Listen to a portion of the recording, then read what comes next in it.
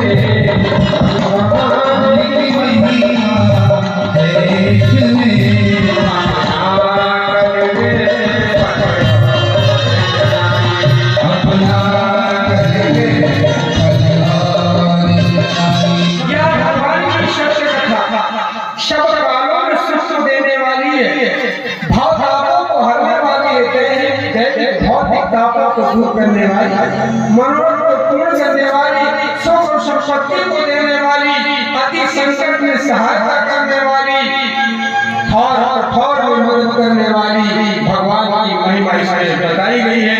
इसका प्रभाव कलयुग में बहुत ज्यादा। 100 योगी राजनाथ की इच्छा से सभी लोगों में घूम घूमे मृत्यु रूप में आए। यहाँ अनेक योनियों में प्रयास सभी मनुष्यों अपने कर्मों के अनुसार अनेक दुखों से पीड़ित देखकर उन्होंने विचार किया कि किस ऐसे के करने से निश्चय ये प्राणियों के दुखों का नाश हो सकेगा। ऐसा मन विचार कर श्री नारद जी विष्णु लोक हो गए। वहाँ भगवान श्वेत वर्ण 4 देवों की नारायण, जिनके हाथों में शंख चक्र गदा और पद्म सुंदर वरमाला पहने हुए देखकर स्तुति करने लगे। शंख को आप जानते हैं, चक्र भी आप जानते हैं, गदा भी आप जानते हैं, पर पद्म को आप नहीं जानते। पद्म हम आपको दिखाएंगे। तिल सुनिया पद्म जे बस जाए बस पहाड़ में तो रहे लक्ष्मी।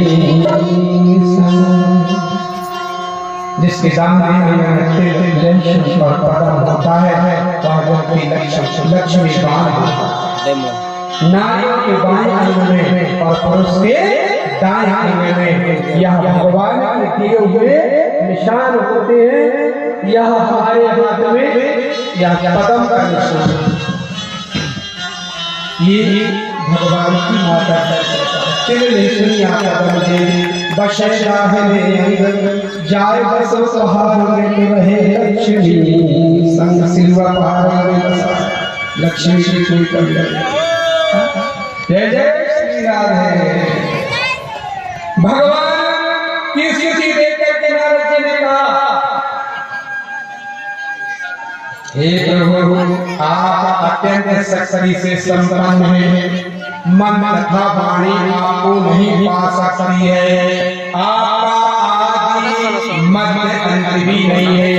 आप निर्गुण स्वरूप हैं, सृष्टि के कारण भक्तों के दुखों को नष्ट करने वाले हैं। आपको मेरा बार-बार नमस्कार है। नारद जी से इस प्रकार की स्तुति सुनकर के भगवान विष्णु बोले, हे श्रेष्ठ, आपके मन में क्या है?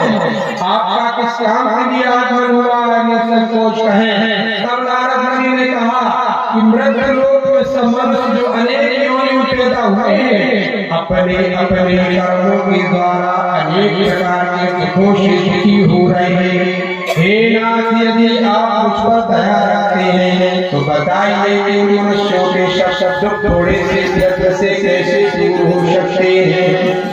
राम मारेगा पापी नहीं है राम, और आप मौत मर जाते हैं कर कर होतेगा।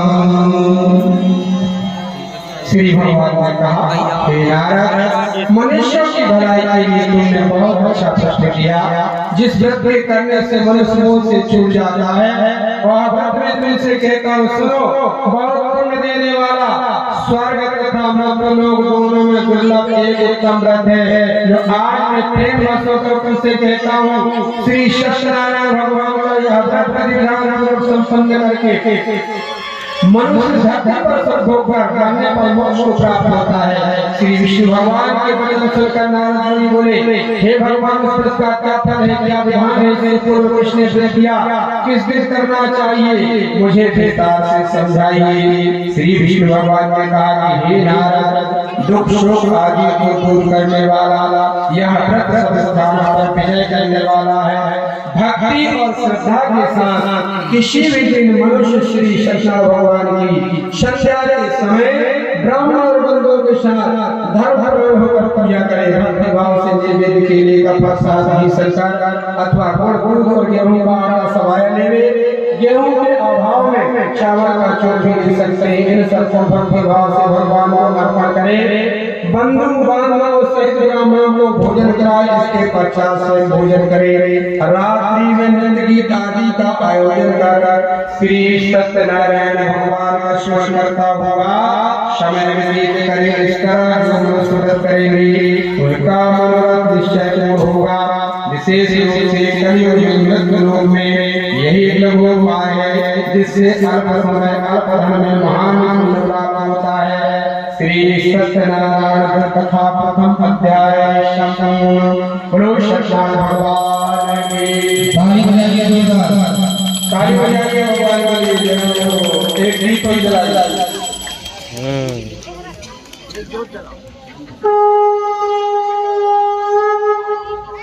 हाँ भाई, भंडारा बनाने वाले हमारे कमरे में बोरी में आटा रखा हुआ है, उस आटा को ले आइए तो वो 4 कम से कम कन्याओं की भंडारे को भाग माना जाएगा।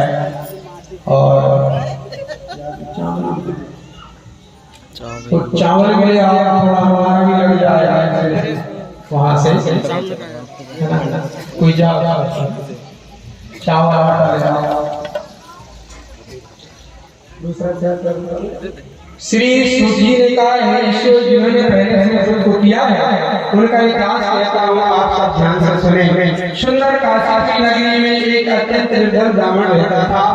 ब्राह्मण भूख और प्यास से बेचैन होकर नित्य पृथ्वी पर घूमता था। ब्राह्मण से प्रेम करने वाले श्री भगवान ने ब्राह्मण को दुखी देखकर भगवान को दया आ गई। तो एक दिन बूढ़े ब्राह्मण का रूप धारण कर निर्धन ब्राह्मण के पास जाकर आदर के साथ अनुसार, हे विप्र, तुम नित्य दुखी होकर पति पर क्यों घूमते हो? हे शेष ब्राह्मण, ऐसा मुझसे कहो, मैं सुनना चाहता हूँ। दरिद्र ब्राह्मण ने कहा, मैं निर्धन ब्राह्मण भिक्षा के लिए पति पर फिरता हूँ। भगवान, यदि आप इससे छुटकारा पाने का कोई उपाय जानते हो तो कृपया करके मुझे बताइए। वृद्ध ब्राह्मण का रूप धारण किए हुए श्री विष्णु भगवान ने कहा कि हे ब्राह्मण, श्री सत्यनारायण भगवान मनवांछित फल देने वाले हैं। इसलिए तुम उनका पूजन करो, जिसके करने से मनुष्य दुखों से मुक्त हो जाता है। दरिद्र ब्राह्मण को का सारा विधान बतला करके और बुरे ब्राह्मण का रूप धारण करने वाले श्री सत्यनारायण भगवान अंतर ध्यान। अब गरीब ब्राह्मण विचार करने लगा कि जिस व्रत को वृद्ध ब्राह्मण ने बंधाया है मैं उसको अवश्य करूंगा, यह सोच करके और वह ब्राह्मण घर चला गया। विप्रह रात्र निद्रा लब्धवान, चिंता के कारण ब्राह्मण को नींद नहीं आई। अगले दिन जल्दी उठा और स्नान पूजन करके सत्यनारायण भगवान का व्रत निश्चय करके ब्राह्मण भिक्षा मांगने के लिए चल दिया। उस दिन उसको भिक्षा में बहुत धन मिला, जिससे उसने पूजा का सब सामान खरीद लिया। भगवान का नाम लेकर के भिक्षा लेने के लिए गया, भिक्षा में बहुत धन मिला। तेरे द्वार खड़ा भगवान भगत भरे चोरी, तेरे द्वार खड़ा भगवान भगत भरे चोरी, भगत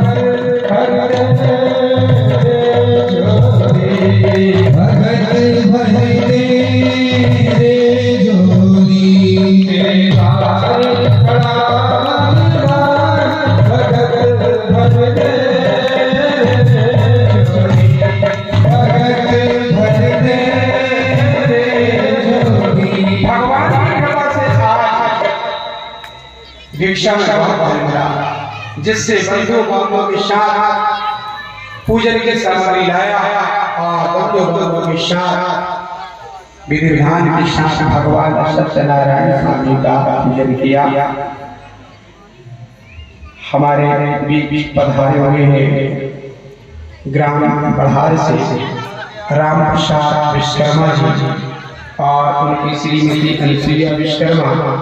आपके यहाँ कुछ समय पहले भागवत पुराण का आयोजन किया गया था। ये हमारे शिष्य ताली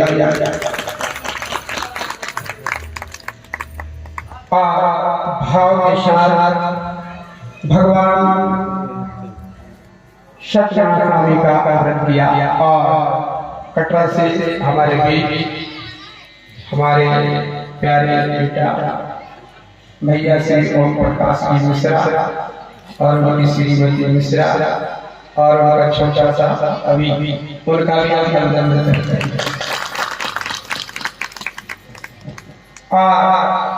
व्रत किया 7 विधि के अनुसार, भगवान के व्रत को जो 7 विधि के अनुसार श्रद्धापूर्वक करेगा वह सब पापों से छूट जाएगा।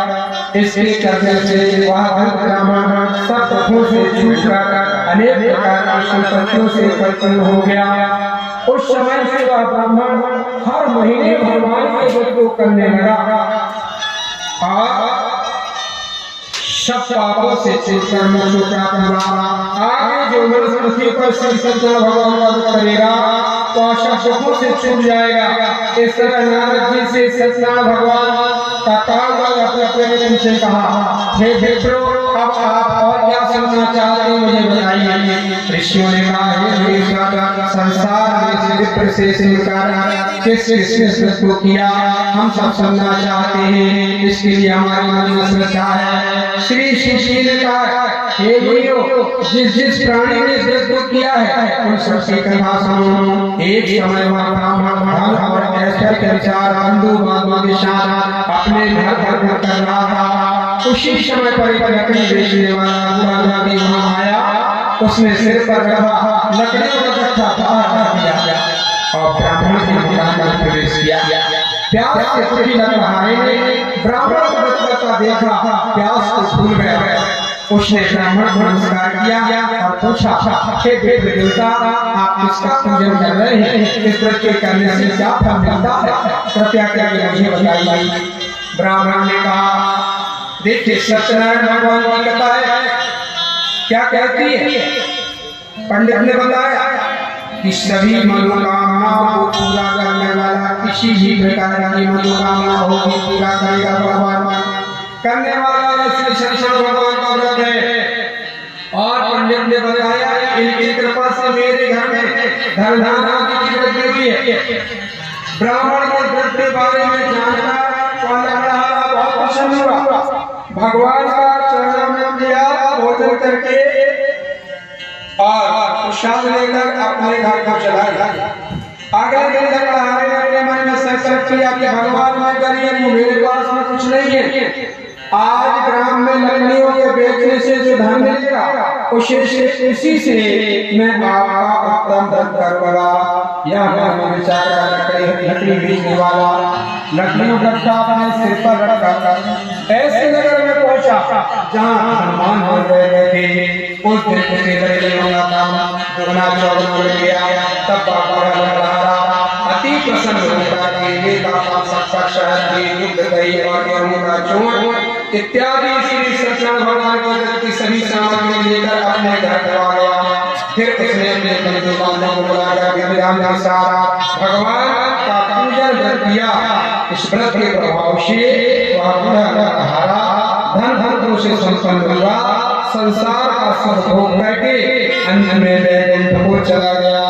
श्री सत्यनारायण कथा के अध्याय भगवान की जय। श्री गंगा मैया की जय।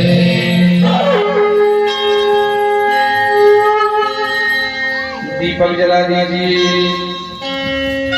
श्री सूत जी ने कहा, हे श्री मुनियों, अब आगे की कथा कहता हूँ। पूर्व काल में उल्का नाम का एक महान बुद्धिमान राजा था। वह शक्ति था। प्रतिदिन मंदिरों में जाता था, ब्राह्मणों गरीबों को धन देकर उनके कष्टों को दूर करता था।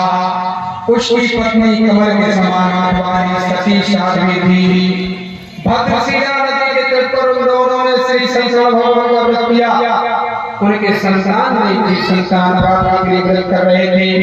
उस समय वहां साधु नामक एक देश आया। उसके पास व्यापार के लिए बहुत प्रकार का धन था। वह वैश्याओं के किनारे पर ठहरा राजा के पास आया।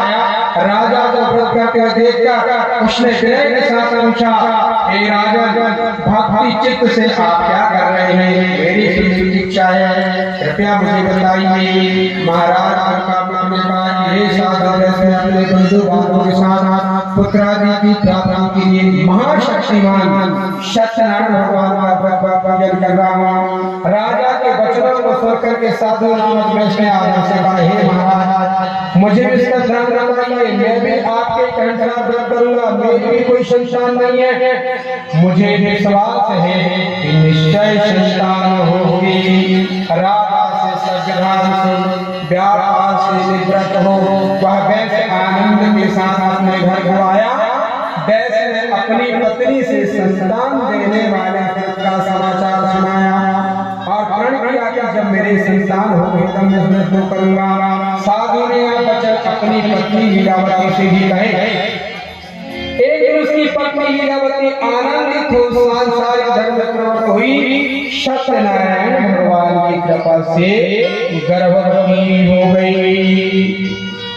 10वें महीने में संतान हुई, मतलब 9 महीना पूरे हो जाए और 10वें महीने के 2-4 सप्ताह लग जाए, वह संतान बहुत भाग्यशाली और बहुत बलवान हो।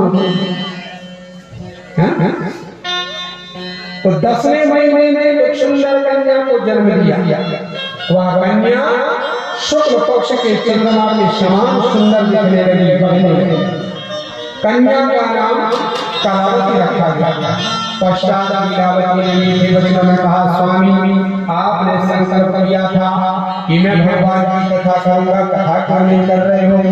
वैसे ने कहा, अभी समय नहीं है, जब कन्या का विवाह करूंगा तब भगवान की कथा कर लूंगा। ऐसा समझा कर नगर को चला गया। कलावती पिता के गृह में वृद्धि को प्राप्त हो गई, जवान हो गई। साधु ने जब देखा कि मेरी कन्या शक्ति के साथ घूम रही है और शादी क्यों हो गई, एक दूत को बुला करके कहा कि तुम लोग जाओ और हमारी कन्या के रिश्तेदार वर्ग की खोज करो। साधु की आज्ञा पाकर के दूत कंचनपुर नगर में गए और सुंदर वैश्य को वहां से ले आया। ये कंचनपुर कहाँ? ये कंचनपुर से झारखंड में है, जिसे कलकत्ता कहते हैं। वो पहले कंचनपुर था जो आज कलकत्ता है।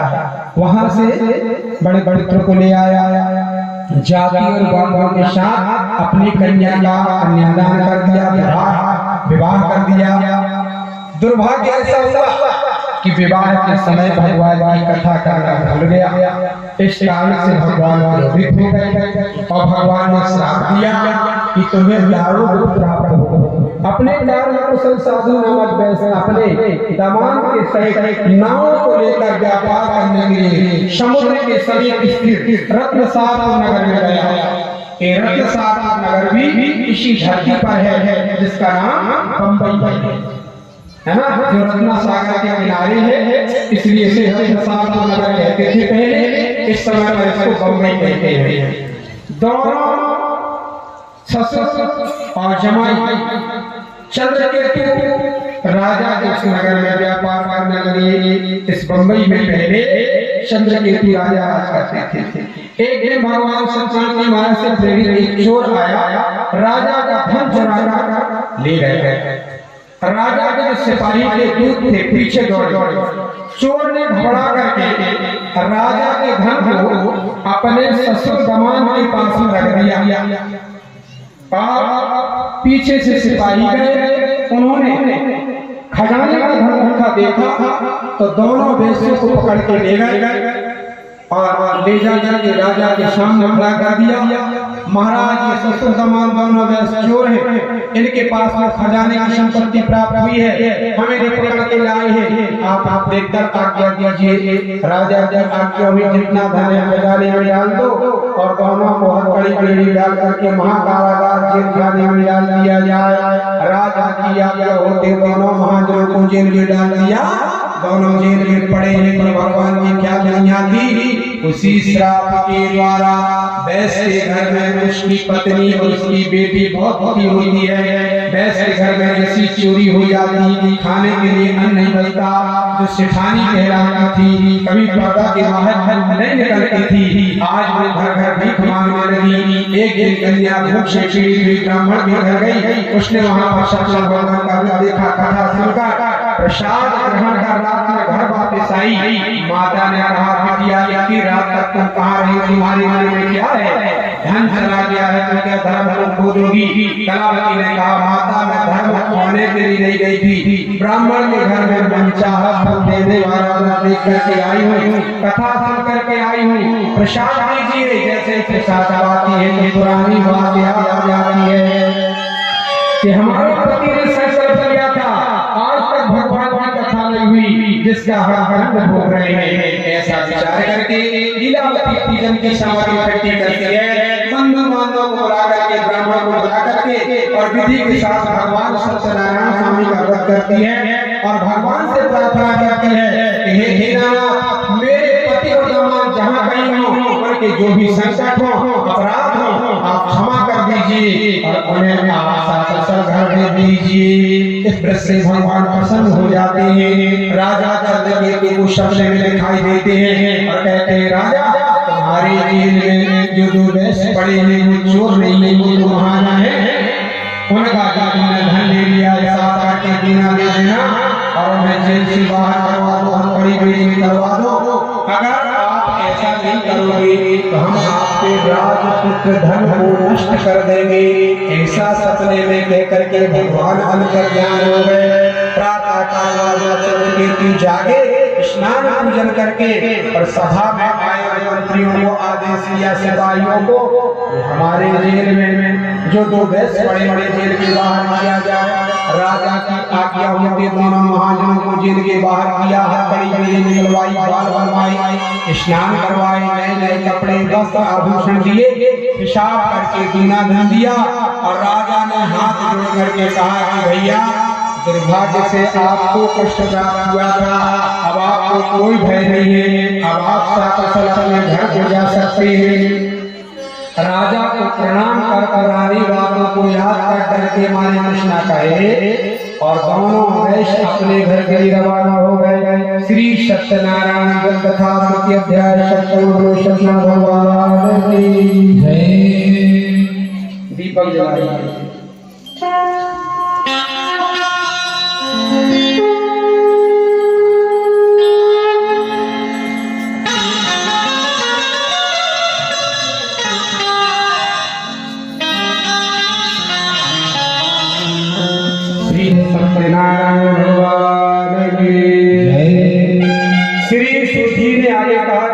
सुने मंगलाचरण करके आज्ञा की और अपने घर को चला। उनके थोड़ी दूर आगे बढ़ने पर दंडी वेशधारी श्री सत्यनारायण भगवान ने पूछा, हे साधु, तेरी नाम में क्या भरा हुआ है?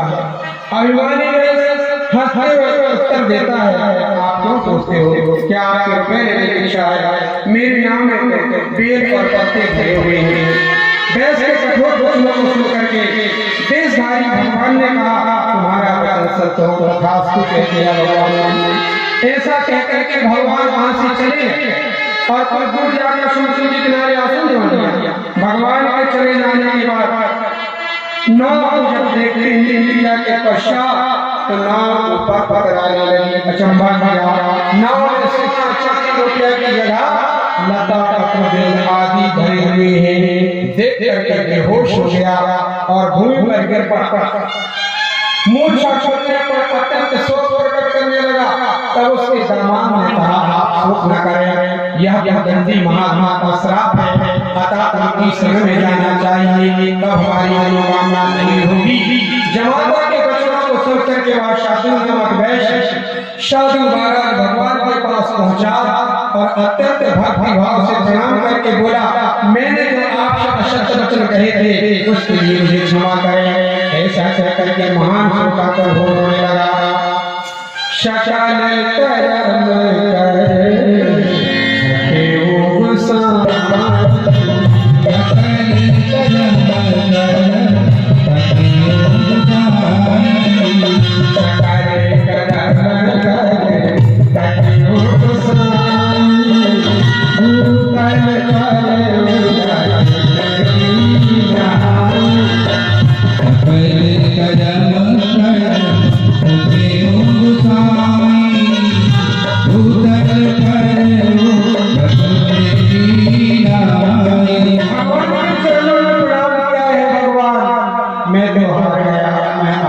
सकल कर्म भगवान ने कहा, सुनो वैस, मुझे निर्मल मन भाता है, छल कपट अच्छा नहीं। भगवान ने कहा, मेरे मन जन सो मोहि बाबा, मोहि कपट तेरे नाम, मेरे मन सो मोहि बाबा, मोहि कपट तेरे नाम। मेरे मन जन सो मोहि बाबा, मोहि कपट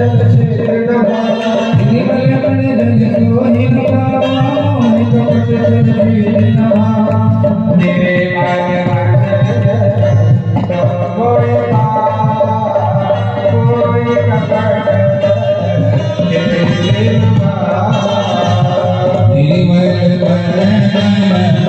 सो मोहि बाबा, मोहि कपट तेरे नाम।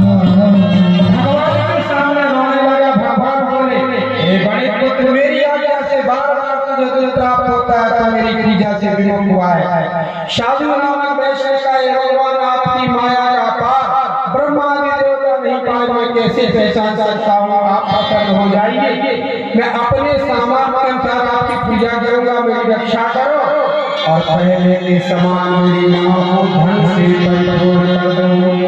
भगवान भक्तिपूर्ण वचनों को सुन करके भगवान प्रसन्न हो गए और कहे, जाओ तुम्हारी इच्छा पूरी होगी। ऐसा कह करके भगवान अंतर ध्यान हो गए। तब ससुर दामाद दोनों नाव के पास आकर के देखा कि नाव सोना चांदी रुपया से भरी है। फिर वह भगवान सत्यनारायण का पूजन कर साथियों से नगर को चला। जब वह अपने नगर के पहुंचा तब उसने एक दूत को अपने घर भेजा। दूत ने साधु नामक वैश्य के घर जाकर उसकी पत्नी को नमस्कार किया और कहा, आपके पति आपके दामाद नगर के निकल के आ गए। लीलावती उसकी कन्या कलावती उस समय भगवान का पूजन कर रही थी। दूत का वचन सुनकर साधु की पत्नी ने बड़े हर्ष के साथ सत्यदेव का पूजन किया। अपनी पुत्री से कहा, मैं अपने पति के दर्शन को जाती हूँ, तो कार्य पूर्ण कर शीघ्र आ जाना। परंतु कलावती पूजन एवं प्रसाद छोड़कर अपने पति के दर्शन के लिए चली गई। प्रसाद की अवज्ञा के कारण सत्यदेव भगवान नाराज हो गए। उसके पति को नाव सहित पानी में डुबा दिया। कलावती अपने पति को न देखकर रोती हुई जमीन पर गिर पड़ी, मूर्छित हो गई। नौका को डूबी हुई देखकर, कन्या को रोती देखकर साधु वैसे दुखित हो बोला, हे प्रभु, मुझसे या मेरे परिवार से जो भूल हुई है उसे क्षमा करो। उसके दीन वचन सुनकर भगवान प्रसन्न हो गए। आकाश से आवाज आई, आकाशवाणी हुई, हे वैश्य, तेरी कन्या ने मेरे प्रसाद को त्याग कर और पति के दर्शन के लिए चली आई। इस कारण से मैंने उसके पति को आदर्श कर दिया। तुम्हारी कन्या घर जाकर प्रसाद खाकर लौट कर आएगी तो उसका पति उसे अवश्य मिलेगा। कन्या आकाश मंडल से ऐसे वचनों को सुनकर शीघ्र घर जाकर प्रसाद खाकर लौट करके आई। कन्या का पति जब डूब गया तो कन्या उसकी खड़ाऊ लेकर के और जल में डूबने के लिए तैयार हो गई थी। तब माता ने समझाया, प्रसाद ला करके आई तो अपने पति को वहां पर खड़ा देखा, दर्शन किया, प्रणाम किया और पिताजी से बोले, पिताजी जल्दी से घर चलिए, फिर से कोई उपाधि खड़ी ना हो जाए। कन्या के वचनों को सुनकर के संतुष्ट हुआ। विधिविधान से भगवान का पूजन करके अपने घर के लिए रवाना हुआ। तभी से पूर्णमासी संक्रांति को शरीर भगवान का पूजन करने लगा, जिससे श्लोक होकर के अंत में भगवान के धाम बैकुंठ हो गया। श्री सत्यनारायण कथा चतुर्थ अध्याय संपूर्ण। बोलिए सत्यनारायण भगवान की, श्री नंदा पुराण की।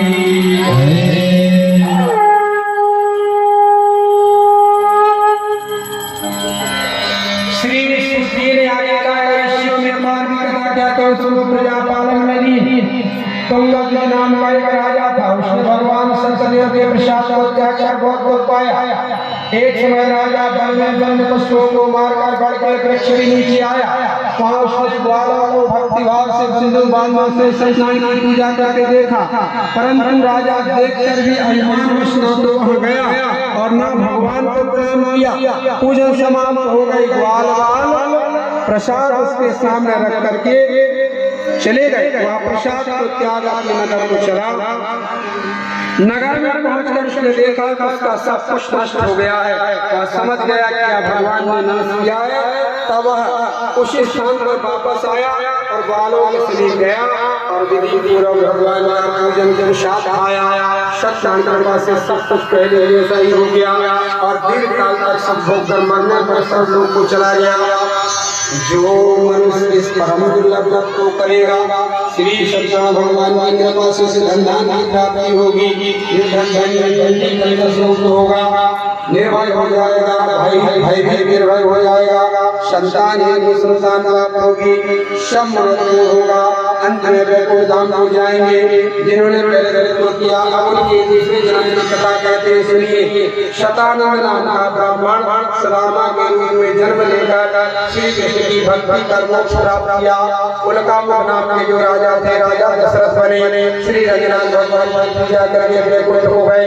साधु नाम के बेच में धर्मात्मा राजा बनकर अपने अपने भगवान से आधा छीन कर भगवान को देकर मोक्ष प्राप्त किया। महाराज शंभु मन हुए, उन्होंने बहुत से लोगों को भक्ति मार्ग में लगाया, दीन कर मोक्ष प्राप्त किया। लकड़ी बेचने वाला अगले जन्म में वो निषाद राज हुआ, जिसने भगवान राम के चरणों को धोया और भगवान की सेवा कर मोक्ष को प्राप्त किया। आठ पैरों से रघुनाथ न भूलियो, यही सनाना सब कुछ दिया बोले, भेंट कर क्या नाथ, नमस्कार की भेंट लो, जोड़ो दोनों हाथ। श्री सत्यनारायण का पंचम अध्याय संपूर्ण। बोलिए सत्यनारायण भगवान की जय। ताली बजा दीजिए सभी सत्यनारायण भगवान की।